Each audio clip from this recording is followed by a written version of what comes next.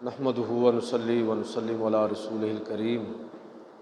اما بعد فاعوذ باللہ من الشیطان الرجیم بسم اللہ الرحمن الرحیم قل یا ایہا الناس انی رسول اللہ الیکم جمیعا وقال اللہ تعالی فی مقام آخر وما ارسلناک الا رحمۃ للعالمین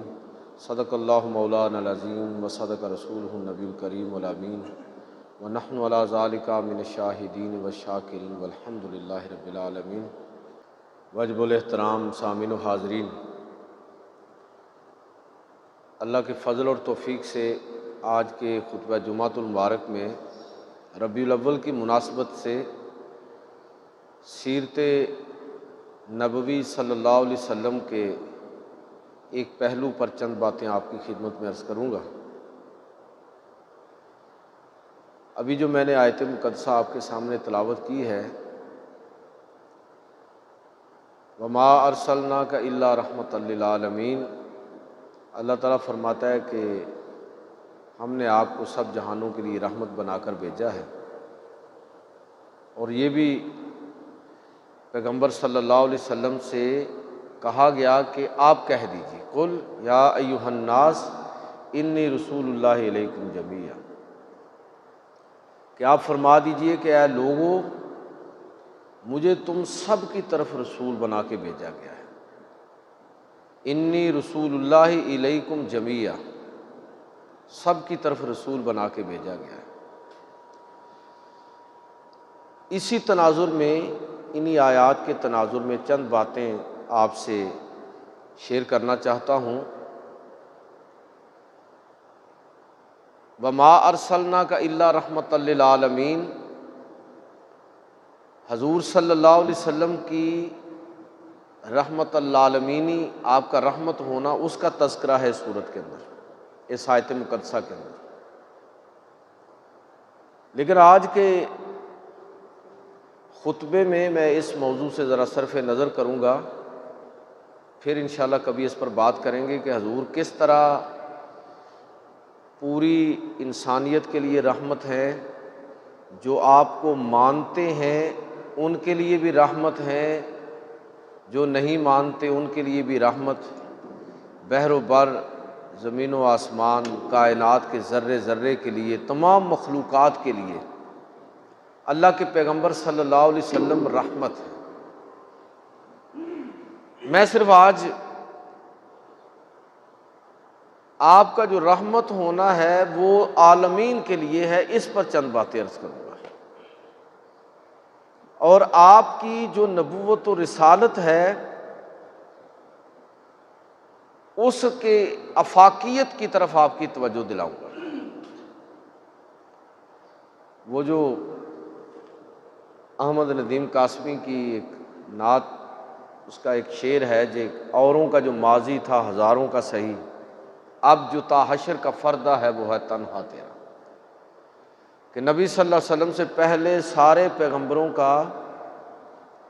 جو منصب اور مقام تھا وہ یہی تھا کہ ان کی نبوت اور رسالت خاص دور، علاقے، خاندان، قبیلے، خطے کے لیے تھی، اس کے اندر وہ عالمگیریت نہیں تھی، نہ اس کا کبھی ان پیغمبروں نے دعویٰ کیا۔ لیکن نبی کریم صلی اللہ علیہ وسلم تشریف لائے تو اللہ تعالیٰ نے آپ کا تعارف اور جو آپ پر کتاب نازل کی اس کا تعارف جن الفاظ کے ساتھ کروایا ہے، جن اوصاف کے ساتھ ذکر کیا ہے، اس سے آپ کی نبوت و رسالت کی افاقیت کا ہمیں اندازہ ہوتا ہے۔ جس طرح ہے نا قرآن مجید میں اللہ تعالیٰ فرماتا ہے کہ میں رب العالمین ہوں، جو آپ کو اللہ تعالیٰ کو رب مانے اس کے بھی اللہ تعالیٰ اس کے بھی رب ہیں، اور جو آپ کو رب نہیں مانتا اس کے بھی رب ہیں،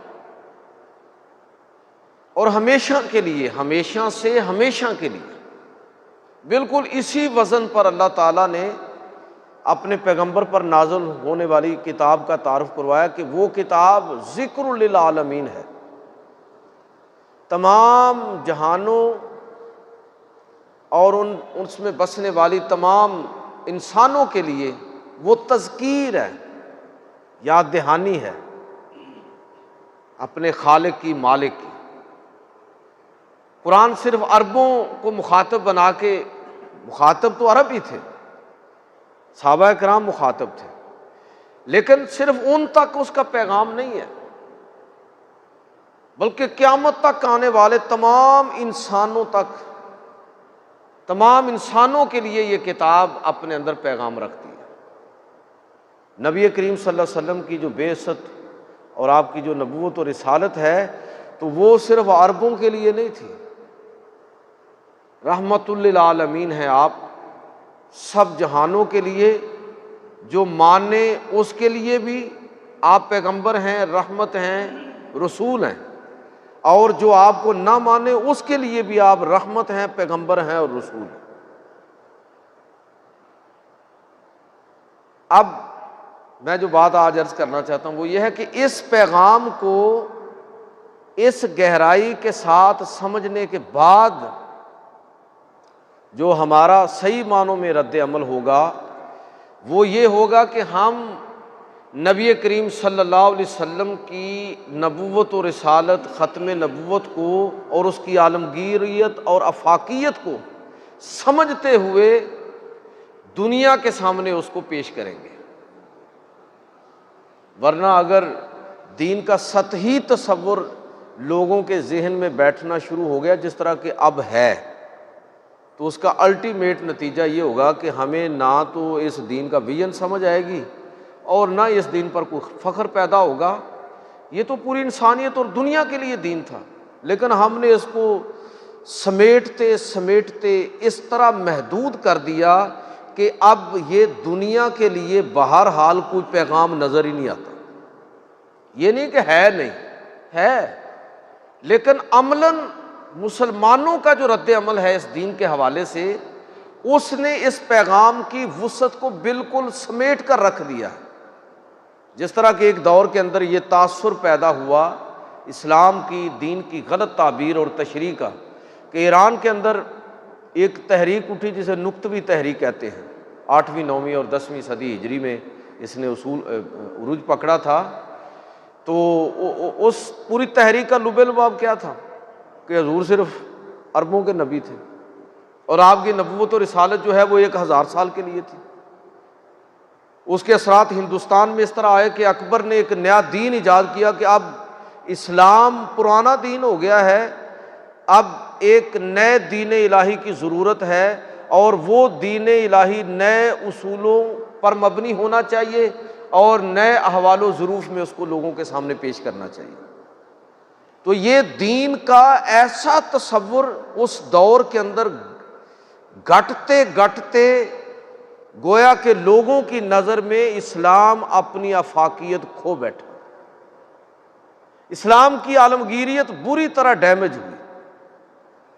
اسی کے خلاف، اسی نقطہ نظر کے خلاف حضرت مجدد الفسانی رحمۃ اللہ تعالی علیہ جو کھڑے ہوئے تھے۔ میں یہ عرض کرنا چاہتا ہوں کہ آج بھی بدقسمتی سے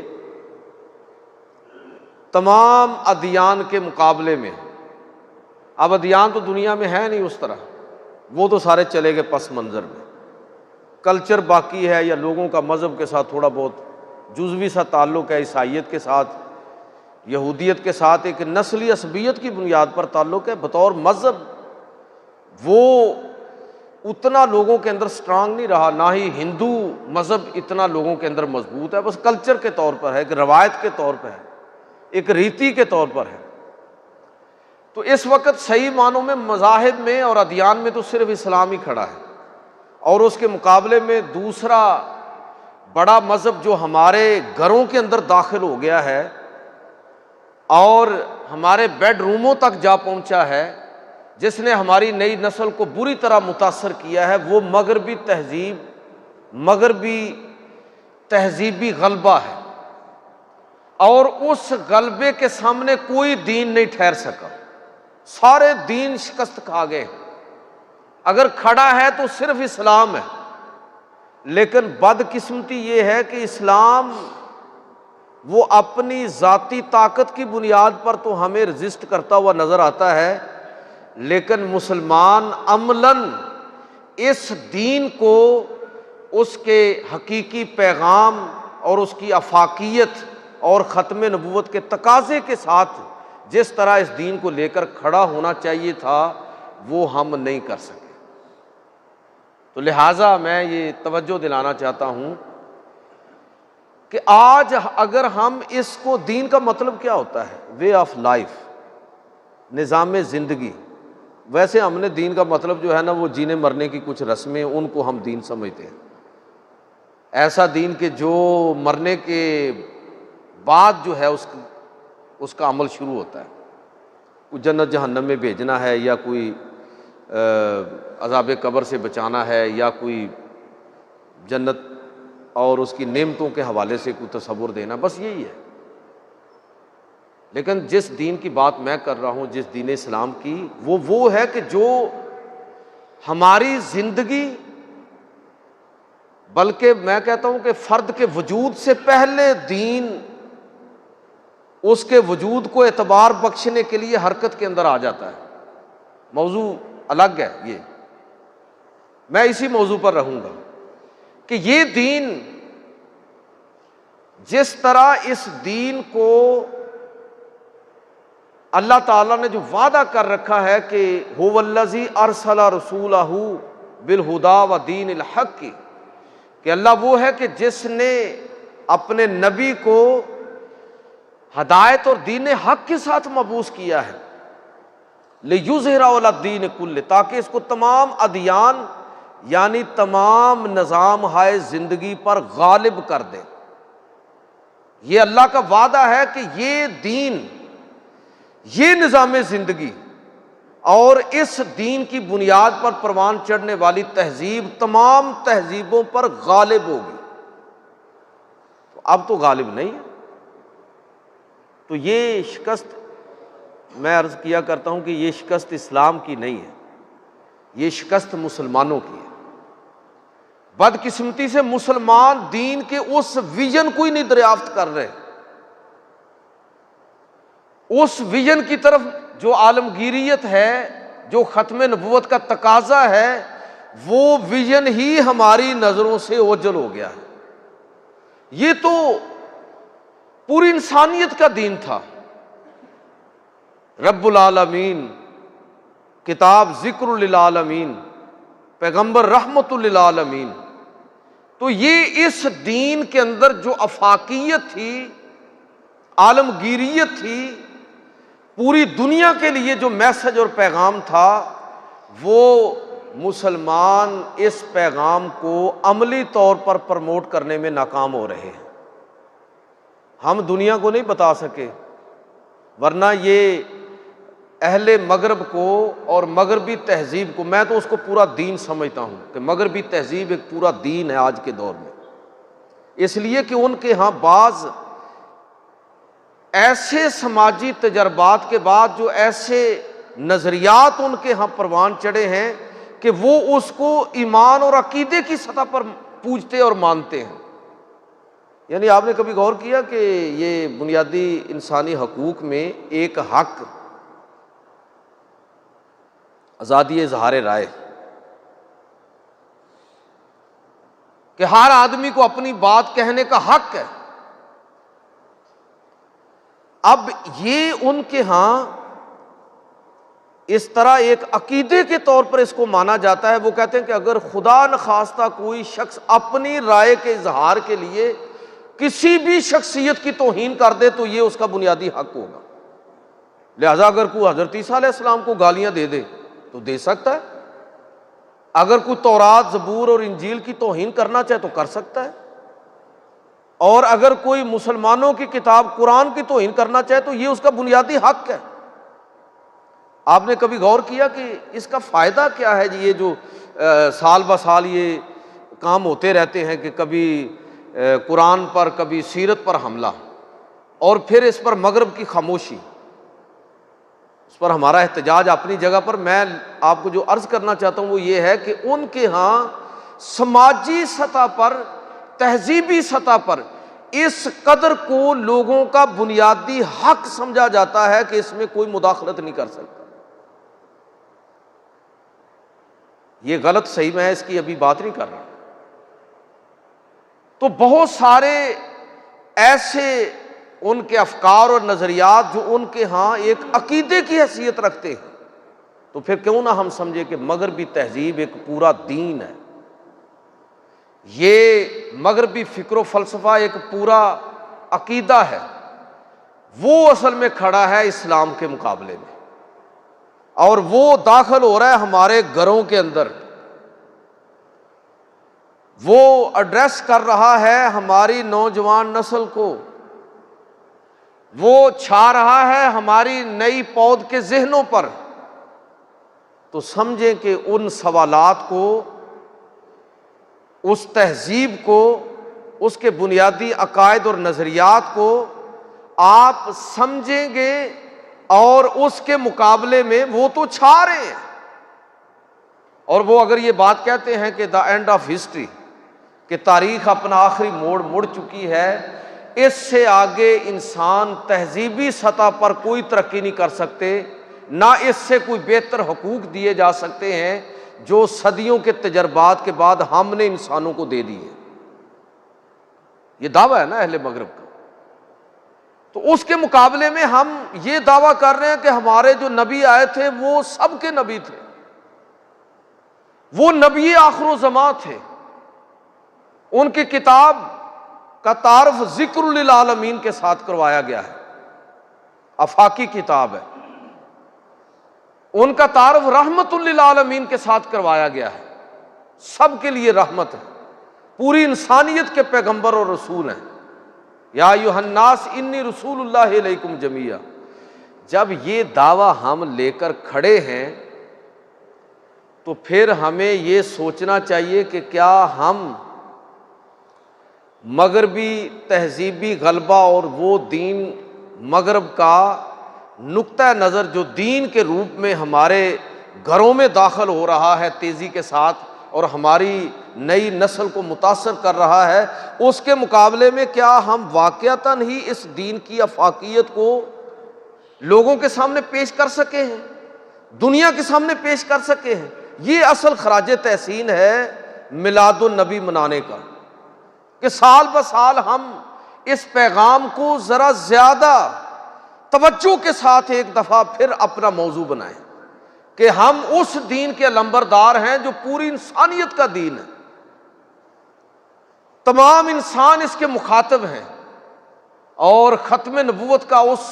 وہ جو تقاضا ہے، اس تقاضے کو سمجھتے ہوئے ہم اس دین کا وہ ایڈیشن، وہ ویژن لوگوں کے سامنے رکھیں کہ جس سے پتہ چلے کہ یہ واقعتاً ہی پوری انسانیت کا دین ہے اور ہر دور کا دین ہے۔ لیکن کیا ہم عملاً ایسا کر پائے ہیں؟ تو میں کہوں گا کہ اس میں بہت کمزوری ہو، بہت مسلمان بہت پیچھے چلے گئے۔ آپ اسی چیز کو دیکھ لیں کہ مدینہ کی ریاست کا جو تصور اللہ کے پیغمبر صلی اللہ علیہ وسلم نے پیش کیا ہے، اس میں ابھی میں نے بات کی نا کہ آزادی اظہار رائے، رائٹ آف ایکسپریشن یا گفتگو، رائے کا حق، کس طرح اللہ کے پیغمبر صلی اللہ علیہ وسلم نے تسلیم کیا تمام طبقات کے لیے، اور کس طرح آپ کے بعد خلفائے راشدین کے دور میں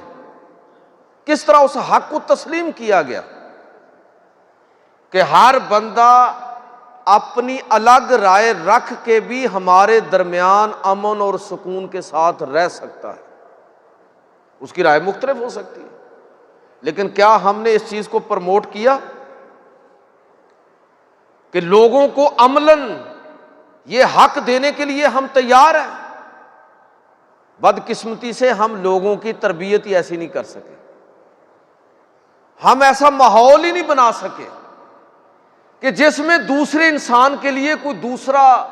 دوسری رائے رکھنے کا حق ہو۔ اس سے بڑی اور بدقسمتی کیا ہوگی کہ جو آزادی اسلام نے دی تھی ہم نے اس کا گلا گھونٹ دیا۔ میں آپ کو ایک مثال دیتا ہوں، حضرت سعد بن عبادہ رضی اللہ تعالیٰ عنہ، بہت بڑے صحابی، انصار کے بہت بڑے قبیلہ خزرج کے سردار، جن لوگوں نے نبی کریم صلی اللہ علیہ وسلم کے ہاتھ پر جا کے مکہ میں اسلام قبول کیا، اور جن کی دعوت پر اللہ کے پیغمبر مدینہ کی طرف ہجرت کر کے آئے، انصار کے عظیم الشان سردار سعد بن عبادہ۔ آزادی اظہار رائے کی بات کرنے لگا ہوں کہ یہ معاشرہ ہے، یہ ماحول ہے جو اللہ کے نبی نے پیدا فرمایا، جس کو پروموٹ کیا۔ نبی کریم صلی اللہ علیہ وسلم نے ماحول کس طرح کا بنایا کہ وصال کا وقت آیا اور کہا گیا کہ اپنے بعد کسی کو نامزد کر دیں حکمرانی کے لیے۔ اللہ کے نبی صلی اللہ علیہ وسلم نے کس پر اعتبار کیا ہے؟ لوگوں کی آزادانہ رائے پر اعتبار کیا کہ نہیں، آپ مجھے یہ بتائیے کہ اگر حضور اپنے بعد کسی کو خلیفہ بنا دیتے تو آپ کا انتخاب بہترین ہوتا، لیکن نہیں انتخاب کیا آپ نے۔ یہ جو لوگ کہتے ہیں نا کہ حضرت علی کا خلافت حق تھا، یہ پیغمبر صلی اللہ علیہ وسلم کے ساتھ زیادتی کرتے ہیں۔ آپ نے انتخاب کا حق کسی کو بھی نہیں دیا، سب لوگوں کو دیا ہے، کسی فرد کو نہیں دیا، سب کے لیے رکھا کہ وہ اپنی آزادانہ رائے سے، اور لوگوں نے جناب ابو بکر صدیق رضی اللہ تعالیٰ عنہ کا انتخاب کیا۔ لیکن جب یہ انتخاب ہو رہا تھا تو حضرت سعد بن عبادہ رضی اللہ تعالیٰ عنہ کھڑے ہو گئے اس دعوے کے ساتھ کہ اسلام کو طاقت تو ہماری تلواروں سے ملی ہے، ہماری مدد سے ملی ہے۔ ہم نے مسلمانوں کو ہجرت کے لیے مدینہ آنے کی دعوت دی تھی، ہم نے دشمن کے خلاف بدر میں، احد میں، خندق میں، ہر میدان میں ہم نے اپنی تلواریں پیش کی ہیں، اپنا سرمایہ پیش کیا ہے۔ خلافت ہمارا حق ہے، مہاجرین کا نہیں۔ لیکن تمام صحابہ نے ان کی رائے کو نظر انداز کرتے ہوئے، یعنی قبیلہ خزرج اور اوس جو انصار صاحب ہیں، انہوں نے بھی ان کی رائے نہیں مانی اور الگ اپنی رائے حضرت ابوبکر صدیق کے حق میں دی، خلیفہ بن گئے۔ لیکن انہوں نے اپنا سٹینڈ جاری رکھا۔ آپ اندازہ کریں کہ خلافت کو اور حضرت ابوبکر صدیق کو خلیفہ نہ ماننے کا مطلب کیا ہے؟ بھائی سیدھی سیدھی بات ہے، آپ ریاست کے خلاف بغاوت کر رہے ہیں۔ لیکن ان کی الگ رائے قائم رہی، انہوں نے بیعت نہیں کی، شام کی طرف چلے گئے ہجرت کر کے کہ میری بات نہیں مانی گئی، میں مدینہ میں نہیں رہوں گا۔ بہرحال چند ماہ بعد ان کا وصال ہو گیا۔ میں کہنا یہ چاہتا ہوں کہ اپنی الگ رائے رکھنے کے باوجود ان کی رائے کو برداشت کیا گیا۔ یہ توقع نہیں کی گئی کہ وہ پریس کانفرنس کریں گے اور پھر ان کو معافی دی جائے گی۔ اللہ تعالیٰ معاف فرمائے، یہ کس طرح کے ماحول ہم نے بنا دیے۔ حضرت ابو ذر غفاری رضی اللہ تعالیٰ عنہ اپنے الگ معاشی نظریات رکھتے تھے۔ ان کا نقطہ نظر یہ تھا کہ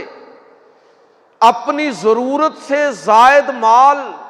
سارے کا سارا تقسیم کرنا جو ہے یہ لازم ہے، گھروں میں جمع کرنا، ذخیرہ کرنا یہ سب حرام ہے۔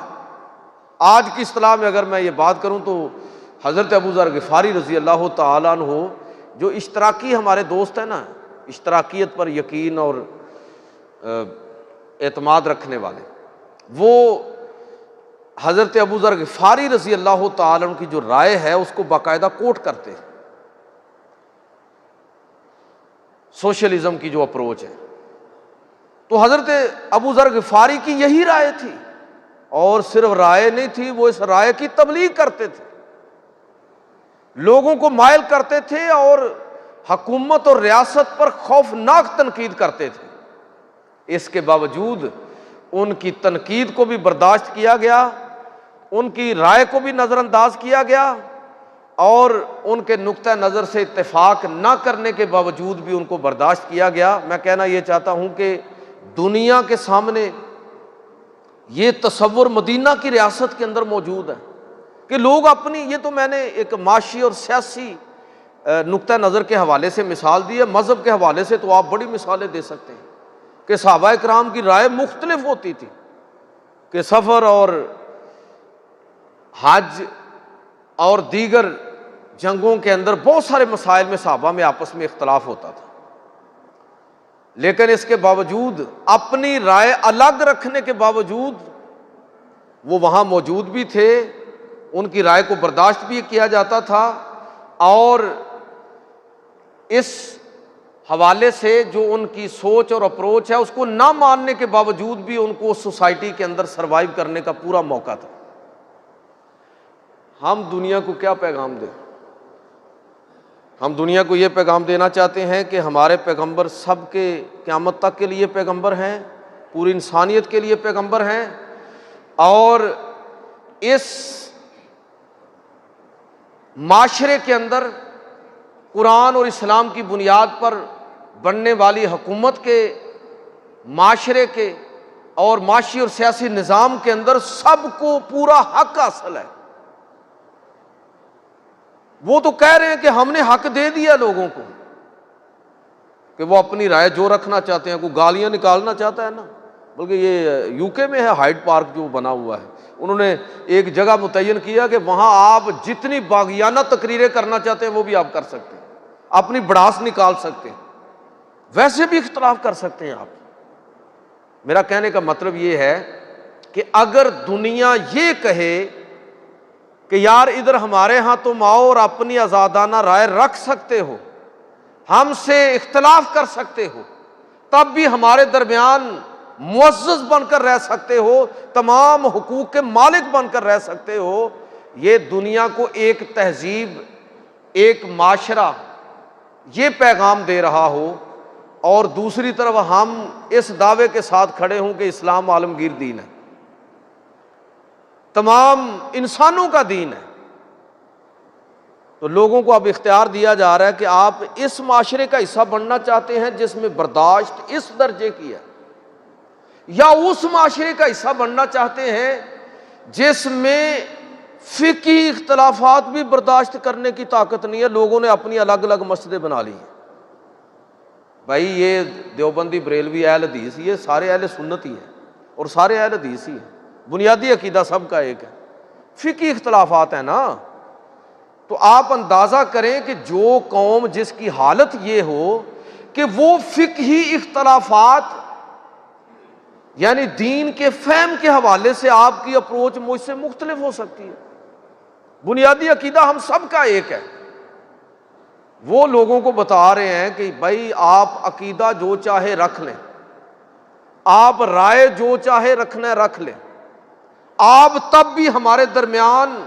سروائیو کر سکتے ہیں، ہمارے درمیان رہ سکتے ہیں۔ اور ایک ہم دنیا کو پیغام دے رہے ہیں کہ نہیں، اگر آپ کی رائے مختلف ہوئی، آپ کا مذہب مختلف ہوا، آپ کی اپروچ اور سوچ مختلف ہوئی، تو پھر آپ ہمارے درمیان نہیں رہ سکتے۔ اگر آپ کی سیاسی سوچ الگ ہے تو آپ اٹھا لیے جائیں گے، آپ کا سافٹ ویئر اپ ڈیٹ کیا جائے گا، اور آپ کی اس وقت تک جان نہیں چھوٹے گی جب تک آپ کوئی پریس کانفرنس نہیں کریں گے۔ یہ دنیا کو بتا رہے کیوں کوئی آدمی، کیوں کوئی شخص اس معاشرے کے اندر رہنا پسند کرے گا؟ دنیا کو یہ بتا رہے ہیں کہ اگر آپ کا مذہب مختلف ہے تو آپ کے چرچ جلا کے راکھ کر دیے جائیں گے، چاہے قصور کسی ایک دو چار لوگوں کا ہی کیوں نہ ہو، سزا پوری امت کو دی جائے گی۔ مجھے یہ بتائیے کہ دوسرے مذہب کا نقطہ نظر کا رہنے والا شخص وہ اس معاشرے میں کیوں کر رہنا چاہے گا؟ اگر رائے کا اختلاف، اور وہ بھی فقہی رائے کا اختلاف، وہ مساجد اور معبد مختلف کرنے پر مجبور کر دے گا، تو مجھے یہ بتائیے کہ ایسے معاشرے کو آپ یہ کہہ سکتے ہیں کہ یہ دنیا کے لیے عالمگیریت کا پیامبر بن کر کھڑا ہے؟ یعنی یہ معاشرہ ایسا معاشرہ ہے کہ جو پوری دنیا کو اٹریکٹ کر رہا ہے، اپنی طرف بلا رہا ہے کہ آئیے ہمارے درمیان، یہاں رہیے، آپ کو تمام حقوق حاصل ہوں گے۔ کون سے حقوق ہم دے رہے ہیں؟ یہ پیغمبر صلی اللہ علیہ وسلم کی گستاخی کر رہے ہیں ہم لوگ۔ گستاخ رسول کس کو کہیں گے؟ وہی آدمی نا اوپر سے اور ہے اندر سے اور ہے، منافق۔ اسلام کا نام لیتا ہے اور کہتا ہے کہ اسلام عالمگیر دین ہے اور پیغمبر صلی اللہ علیہ وسلم سب کے لیے نبی بن کر آئے تھے، لیکن اس نے پیغمبر کی عالمگیریت کو محدودیت کے اندر تبدیل کر دیا ہے۔ میں نے جو شروع میں مثال دی نا کہ اگر ایک دور میں حضور کی ختم نبوت پر حملہ ہوا، یہ سمجھا گیا کہ 1000 سال کے لیے یہ نبوت اور رسالت تھی، اور یہ کہا گیا کہ اب ایک نئے دین کی ضرورت ہے اور دین الہی کے نام پر اکبر نے وہ دین کھڑا کر دیا، تو آج کے مسلمان بھی اسی جرم کا ارتکاب کر رہے ہیں۔ انہوں نے دین کی افاقیت کا تصور بالکل ڈیمیج کر کے رکھ دیا۔ یہ اسلام کی شکست نہیں ہے، مسلمانوں کی شکست ہے۔ یہ مسلمانوں کی سطحی سوچ اور اپروچ کا نتیجہ ہے کہ ہم دنیا کو یہ نہیں بتا پا رہے کہ جو پیغمبر 1400 سال پہلے تشریف لائے تھے وہ تمہارے بھی پیغمبر تھے۔ وہ صرف عربوں کے پیغمبر نہیں تھے، وہ عجم کے پیغمبر بھی تھے۔ وہ صرف گوروں کے پیغمبر نہیں تھے، کالوں کے پیغمبر بھی وہی تھے۔ وہ صرف امیر اور اعلیٰ طبقات کے لیے پیغمبر بن کر نہیں آئے تھے، بلکہ پسے ہوئے طبقات کے لیے بھی اسی طرح بن کر آئے تھے۔ میرے بھائیوں، مجھے یہ بتائیے کہ آج ہم اگر بدقسمتی سے یہ اس طرح کا رویہ دنیا کے سامنے پیش کر رہے ہیں تو اس کے بعد آپ اسلام کی آفاقیت کی بات کرنے کی پوزیشن میں نہیں ہے۔ اس لیے میں اکثر یہ بات عرض کرتا ہوں کہ چھوڑ دیں سارے موضوعات کو، جن موضوعات کو، جن چیزوں کو، جن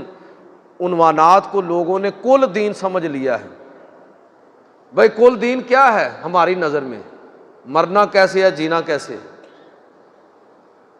مرنے کے بعد بخشش کیسے ہو سکتی ہے، یہی دین ہے نا۔ کوئی نکاح، طلاق، خلا وغیرہ کے کوئی مسائل، بس لو دین مکمل ہو گیا۔ میں سچی بات کہہ رہا ہوں کہ اگر لوگوں کو یہ بات سمجھ آ جائے نا کہ دین کا مطلب کیا ہے، مذہب اور چیز ہوتی ہے، ہم نے دین کو مذہب بنا دیا ہے، یعنی ہماری صرف عبادات، رسم و رواج، بس۔ دین اور چیز ہے۔ الیوم اکملت لکم دینکم، اللہ نے دین مکمل کیا تھا۔ وے آف لائف، زندگی کیسے گزارنی ہے، تمہارا پورا نظام زندگی، تمہاری معیشت، تمہاری معاشرت، تمہاری سیاست، تمہارے اخلاقی دائرہ ہائے کار کیا ہے، کیسے تم نے پرفارم کرنا ہے، یہ کل دین تھا۔ ہم نے اس کا ایک حصے کا بھی بہت چھوٹا سا حصہ جو ہے اس کو کل دین بنا دیا ہے۔ تو میں کہنا یہ چاہوں گا کہ یہ بہت بڑی بدقسمتی ہے۔ اگر لوگوں کو یہ بات سمجھ آ جائے نا کہ دین اصل میں ہم سے کس چیز کا متقاضی ہے، تو یقین کریں کہ لوگ چھوڑ دیں نماز، کہہ دیں گے کہ لوگ کہیں گے کہ نماز یار بعد میں پڑھ لیتے ہیں، اس لیے کہ نماز کی قضا ہو جائے گی، روزے پھر کر لیں گے اس کی قضا، حج اور عمرے مؤخر کر دیں لوگ اس نظام کے حوالے سے اگر یہ بات جان لیں کہ نظام کا قائم ہونا اور مکمل نظام کا قائم ہونا یہ اسلام کی حرمت، بقا اور اس کی افاقیت کے لیے کتنا ضروری ہے، تو یقین جانے کہ لوگ سب کو چھوڑ کر صرف اور صرف اس پورے نظام کی تبدیلی کے لیے کھڑے ہو جائیں۔ میں اکثر بات کیا کرتا ہوں کہ لوگ سمجھتے ہیں کہ امام علی مقام امام حسین اور ان کے خاندان کے ساتھ بڑا ظلم ہوا ہے۔ بھائی ہوا ہے ظلم، یہ بات صحیح ہے، لیکن اگر وہ اپنی جان بچانا چاہتے، اپنے خاندان کو بچانا چاہتے تو بچا سکتے تھے، بیعت کر لیتے، جان بچا لیتے۔ یہ جان کو لوگ رو رہے ہیں اور پیٹ رہے ہیں اور ماتم کر رہے ہیں، وہ جان ان کی نظر میں اتنی قیمتی نہیں تھی، ورنہ وہ اس کو بچا لیتے۔ ان کی نظر میں اس جان سے بھی زیادہ کوئی اور چیز قیمتی تھی، اور وہ کیا چیز قیمتی تھی؟ وہ محمد عربی صلی اللہ علیہ وسلم کا نظام ریاست اور حکومت تھا جس کے تحفظ کے لیے وہ کربلا کی طرف گئے۔ جب تک وہ نظام بچے گا نہیں، مسلمانوں کا پورا معاشرہ اس ماحول کے اندر نہیں آئے گا، پیغمبر صلی اللہ علیہ وسلم کی نبوت اور رسالت کی افاقیت کو آپ دنیا کے سامنے پیش نہیں کر سکتے، آپ دنیا کو نہیں بتا سکتے کہ یہ ہے ہمارے پیغمبر صلی اللہ علیہ وسلم کا پیغام۔ کیا جس ماحول میں ہم رہ رہے ہیں اس میں ہماری سیاست اسلام کے مطابق ہے؟ تو پھر کیسے ہم دنیا کو اٹریکٹ کریں گے؟ پورے عالم اسلام میں دیکھ لیجئے، کہیں بادشاہت ہے اور کہیں جمہوریت ہے، تو وہ بھی کنٹرولڈ جمہوریت ہے، اور اس جمہوریت کی لوگوں کو کم از کم اس دور کے اندر بہت اچھی طرح سمجھ آ گئی ہے۔ لوگوں کو پتہ چل گیا کہ ہماری رائے کی اہمیت کیا ہے۔ تو مجھے یہ بتائیے کہ لوگ ادھر رہنا پسند کریں گے یا مغرب اور یورپ کی طرف دوڑ کر اور بھاگ کر جائیں گے؟ کہ ان معاشروں کے اندر ہم کیوں نہ رہیں جن معاشروں کے اندر ہماری عزت ہو، ہمارا بنیادی حق تسلیم کیا گیا ہو۔ کون دشمنی کر رہا ہے پیغمبر صلی اللہ علیہ وسلم کے ساتھ؟ کون دشمنی کر رہا ہے اسلام کے ساتھ؟ اور کون دشمنی کر رہا ہے ساری امت کے ساتھ؟ اگر لوگوں کو اس کا صحیح شعور ہو جائے تو میں آپ کو یقین دلاتا ہوں کہ لوگ نمازیں مؤخر کر دیں، لوگ روزے مؤخر کر دیں، کہ پہلے وہ کام کرو جو کرنے والا ہے۔ بھائی آج بھی اس گئے گزرے دور کے اندر عوام اب بھی اتنی طاقتور ہے کہ اگر وہ کسی نظام کی تبدیلی کے لیے کھڑی ہو جائے اور حکمرانوں کو سبق دینے کے لیے کھڑی ہو جائے تو یقین جانیے کہ آج بھی عوام کی طاقت کے سامنے کوئی کھڑا نہیں ہو۔ کوئی ملک، یاد رکھیے گا، نہ اس کو دین متحد رکھ سکتا ہے۔ میں بڑی قابل توجہ بات آپ سے عرض کر رہا ہوں کہ کسی ملک کو کوئی دین متحد نہیں رکھ سکتا، کسی ملک کو کوئی فوج متحد نہیں رکھ سکتی۔ ملک کا تحفظ صرف اور صرف عوام کر سکتی ہے، اور عوام اس وقت کھڑی ہوگی جب ان کے بنیادی حقوق کا تحفظ ہوگا، اور ان حقوق کے لیے باشعور ہونا بڑا ضروری ہے۔ آگے موقع ملے گا تو میں ان موضوعات پر بات کروں گا۔ میرا کہنے کا مطلب یہ ہے کہ اس چیز کو سوچئے کہ ہم دنیا کے سامنے اسلام کی افاقیت پیش کرنا چاہتے ہیں کہ جی عالمگیر دین ہے، تمام انسانوں کے لیے دین ہے، قیامت تک کے لیے دین ہے۔ تو بتائیے کہاں پر ہے؟ قرآن میں کیا لکھا ہوا ہے، حدیث اور سیرت میں کیا لکھا، کوئی نہیں پڑھتا۔ وہ کہتے ہیں کہ یہ مسلمان عملی طور پر جو ہیں یہی اسلام ہے۔ تو پھر دیکھیے کہ جو اسلام اس وقت ہمیں نظر آ رہا ہے یہ اسلام ایسا نہیں ہے کہ جس سے لوگ متاثر ہو، جس کو لوگ دیکھ کر پیغمبر صلی اللہ علیہ وسلم کی نبوت اور رسالت کی افاقیت کو مان لیں۔ تو پھر اسلام کا کہہ لیجئے کہ قرآن و سنت کا سب سے بیڈ امپریشن جو دنیا پر پڑ رہا ہے اس کا ذمہ دار خود مسلمان ہے، خود مسلمان اس کے ذمہ دار ہے۔ گستاخی اس کو سمجھتے ہیں کہ اللہ تعالیٰ معاف فرمائے کہ کوئی حضور کے بارے میں غلط بات کہے۔ یہ گستاخی نہیں ہے کہ پیغمبر صلی اللہ علیہ وسلم کا پیغام اور ہو اور مسلمان دنیا کے سامنے وہ پیغام اور پیش کر رہے ہیں۔ لہٰذا میں جو بات آپ سے کہنا چاہتا ہوں اور اپنی گفتگو کو سمیٹنا چاہتا ہوں کہ اگر ہم واقعتاً یہ سمجھتے ہیں کہ پیغمبر صلی اللہ علیہ وسلم آپ سب انسانوں کے نبی ہیں، قیامت تک نبی ہیں، آپ کی نبوت اور رسالت گلوبل ہے، تو پھر دنیا کے لیے رول ماڈل بنیے، دنیا کو عملاً بتائیے۔ وہ تو بتا رہے ہیں لوگ، وہ تو اپنی تہذیب اور اپنی ثقافت اور کلچر کو، اپنے بنیادی عقائد اور نظریات کو ہمارے بیڈ روم تک لے آئے ہیں، اور ہماری نئی نسل اس سے متاثر ہو رہی ہے۔ تو پھر لازم ہے کہ ہم بھی اسلام کا وہ ویژن دنیا کے سامنے رکھیں، ورنہ یہ میلاد النبی منانا یہ ایک رسم ہے بس۔ اور میں کہتا ہوں کہ شاید یہ گستاخی ہو جائے کہ پیغمبر صلی اللہ علیہ وسلم کی باتوں کی طرف توجہ نہیں ہے اور ایک دن کا ہم نے پیغمبر بنا کے رکھ دیا۔ آپ ایک دن کے پیغمبر نہیں ہیں، پوری زندگی قیامت تک کے لیے پیغمبر ہیں۔ اللہ تعالیٰ مجھے اور آپ کو عمل کی توفیق عطا فرمائے۔